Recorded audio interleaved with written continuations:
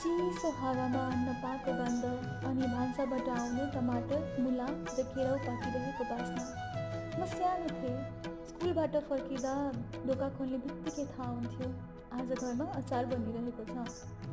त्यो तातो टमाटरमा अदुवा, लसुन अनि ताजा मुला मिसिएको स्वाद, त्यो स्वाद केवल जिब्रोलाई नभएर मनलाई पनि पुग्थ्यो र मिठो लाग्थ्यो।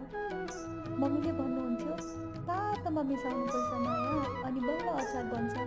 अनि हामी तातो अचार खानासँग मिसाएर खान्थ्यौँ।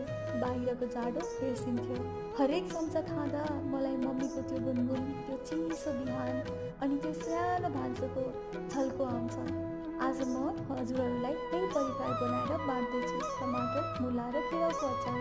यो केवल रेसिपी होइन, यो त सम्झनाको स्वाद हो, बाल्यकालको एउटा मिठो टुक्रा हो।